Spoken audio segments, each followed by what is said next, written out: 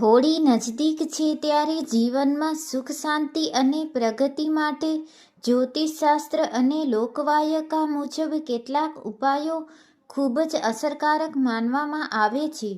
અહીં હોળી અને હોળીના બીજા દિવસે ધૂળેટી કરી શકાય તેવા કેટલાક ખાસ ઉપાયો છે. આર્થિક લાભ અને લક્ષ્મી પ્રાપ્તિ માટે જો તમે આર્થિક તંગી અનુભવી રહ્યા હો તો આ ઉપાયો અજમાવી શકો છો. શ્રીફળનો ઉપાય. હોળીના દિવસે સાંજે હોલિકા દહનની અગ્નિમાં એક આખું નાળિયેર શ્રીફળ પધરાવવું. એવું માનવામાં આવે છે કે તેનાથી ધન સંબંધી અડચણો દૂર થાય છે. મુખ્ય દ્વાર પર ગુલાલ. હોળીના દિવસે સવારે ઘરના મુખ્ય દરવાજાના બંને ખૂણા પર થોડો ગુલાલ છાંટવો અને 2 મુખી દીવો પ્રગટાવવો. નકારાત્મક ઉર્જા દૂર કરવા માટે. સરસવનું ઉપટન. હોળીના દિવસે શરીર પર સરસવનું ઉપટન તેલ અને હળદરનું મિશ્રણ લગાવીને તેનો ઉતાર્યા પછી જે કચરો નીકળે તેને હોળીની અગ્નિમાં નાખવો. આનાથી શરીરની પીડા અને નકારાત્મકતા દૂર થાય છે. ઘરમાં ધૂપ. હોળીના દિવસે સાંજે ઘરમાં ગુગળ અને લોબાનનો ધૂપ કરવો જેથી ઘરનું વાતાવરણ શુદ્ધ થાય. નોકરી અને વ્યવસાયમાં સફળતા માટે. ગોળ અને અનાજ. હોળીના દિવસે ગરીબોને તમારી શક્તિ મુજબ ગોળ, અનાજ કે કપડાનું દાન કરવું. દાન કરવાથી અટકેલા કાર્યો પૂર્ણ થાય છે. હનુમાનજીની પૂજા. હોળીની રાત્રે હનુમાન ચાલીસાના પાઠ કરવાથી શત્રુઓ પર વિજય મળે છે અને આત્મવિશ્વાસ વધે છે. સુખ શાંતિ માટે પરિવારમાં. જવનું અર્પણ.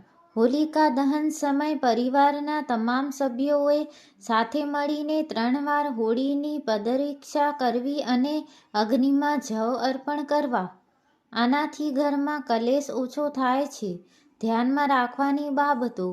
હોળીની અગ્નિની રાખ ભસ્મને બીજે દિવસે સવારે ઘરે લાવીને તિલક કરવું અત્યંત શુભ ગણાય છે. આ વર્ષે હોળી માર્ચ 2026માં છે. તેથી તારીખ મુજબ ચોઘડિયા જોઈને પૂજા કરવી હિતાવહ છે. નકારાત્મકતા અને નજર દોષ દૂર કરવા. જો તમને લાગતું હોય કે ઘરને કોઈની નજર લાગી છે અથવા ઘરમાં સતત અશાંતિ રહે છે, પીળી સરસવનો પ્રયોગ. હોલિકા દહન સમયે મુઠિયા પીળી સરસવ લઈ તમારા માથા પરથી 7 વાર ઉતારી વારીને અગ્નિમાં નાખી દો. આનાથી છુપાયેલા શત્રુઓ અને નકારાત્મક ઉર્જાનો નાશ થાય છે. મીઠું અને મરચાં. ઘરના દરેક સભ્ય પરથી 3 સૂકા લાલ મરચાં અને 1 ચમચી મીઠું વારીને હોળીની અગ્નિમાં પધરાવવાથી જૂની બીમારીઓ અને નજર દોષમાં રાહત મળે છે. આર્થિક ઉન્નતિ અને દેવામાંથી મુક્તિ. ખજૂર અને પતાસા. હોળીની અગ્નિમાં 11 પતાસા અને થોડી ખજૂર અર્પણ કરો. આ લક્ષ્મીજીને પ્રસન્ન કરવાનો પ્રાચીન ઉપાય છે. મુખ્ય દ્વાર પર સાત્વિક. હોળીના બીજા દિવસે ધૂળેટીએ સવારે સ્નાન કર્યા પછી ઘરના મુખ્ય દરવાજા પર હળદર અથવા સિંદૂરથી સાત્વિક બનાવો. આનાથી આખું વર્ષ ઘરમાં લક્ષ્મીનો વાસ રહે છે. સંતાન અને પરિવારના સ્વાસ્થ્ય માટે. પરિક્રમાનું મહત્વ. હોળીની ઓછામાં ઓછી 7 પરિક્રમા કરવી. પરિક્રમા કરતી વખતે મનમાં ઓમ નમો ભગવતે વાસુદેવાય મંત્રનો જાપ કરવો. ઠંડી રાખવાનો ઉપાય.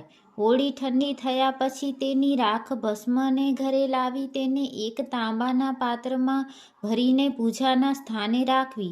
જ્યારે પણ કોઈ બહારના કામે જાય ત્યારે આ રાખનું નાનું તિલક કરવાથી કાર્યમાં સફળતા મળે છે.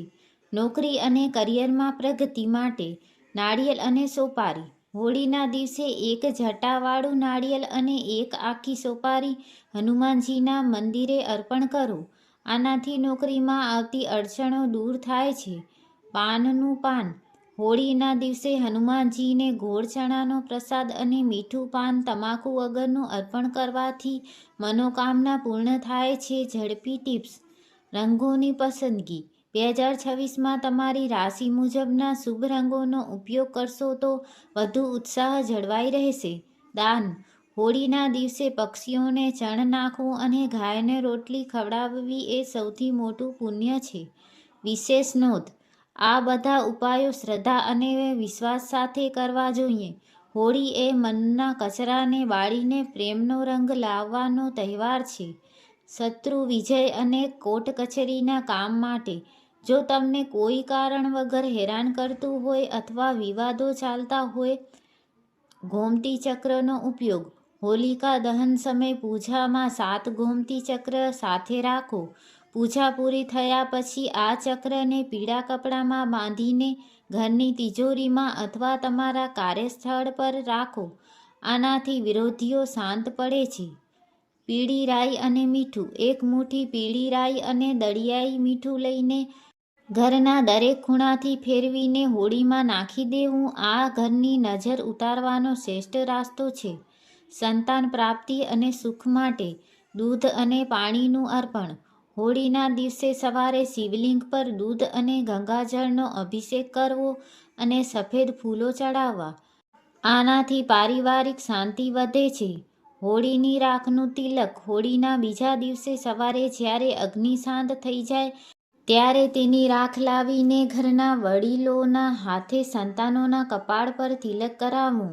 આનાથી બાળકોનું સ્વાસ્થ્ય સારું રહે છે અને બુદ્ધિ વધે છે. અટકેલા નાણાં પાછા મેળવવા માટે અક્ષત્ર ચોખાનો પ્રયોગ. હોળીના દિવસે સાંજે 1 મુઠ્ઠી આખા ચોખા તૂટેલા ન હોય તેવા લઈને તેમાં થોડો ગુલાલ ભેળવવો. જે વ્યક્તિ પાસેથી પૈસા લેવાના હોય તેનું નામ લઈને આ ચોખા હોળીની અગ્નિમાં નાખી દેવા. શ્રદ્ધા સાથે કરવાથી રાસ્તો જરૂર નીકળશે. વ્યવસાયમાં વૃદ્ધિ માટે શ્રીયંત્રની પૂજા. હોળીની રાત્રે શ્રી સૂક્તનો પાઠ કરવો અને ઘર કે દુકાનમાં સ્થાપિત શ્રીયંત્ર પર અબીલ ગુલાલ ચડાવવો. પીળું કપડું અને સિક્કો. એક પીળા કપડામાં 1 સિક્કો અને થોડી હળદરની ગાંઠ બાંધીને તેને હોળીની 7 પરિક્રમા કરાવો અને પછી તેને તમારી દુકાનના ગલ્લામાં મૂકી દો. માનસિક તણાવ. હોળીના દિવસે ચંદ્રના દર્શન કરવા અને ગાયના દૂધનું દાન કરવું. વારંવાર અકસ્માત. હનુમાનજીને સિંદૂર અને ચમેલીનું તેલ અર્પણ કરવું. નોકરીમાં પ્રમોશન. ગરીબોને પતાસા અને ચણાની દાળનું દાન કરવું. ધ્યાન રાખવા જેવી બાબતો. હોળીની રાખને જંતુનાશક પણ માનવામાં આવે છે. પ્રાચીન સમયમાં લોકો આ રાખને અનાજ ભરેલી કોઠીમાં નાખતા જેથી અનાજ બગડે નહીં. તમે પણ આ રાખને થોડી માત્રામાં ઘરના ખૂણાઓમાં છાંટી શકો છો જે વાસ્તુ દોષ દૂર કરવામાં મદદરૂપ થાય છે.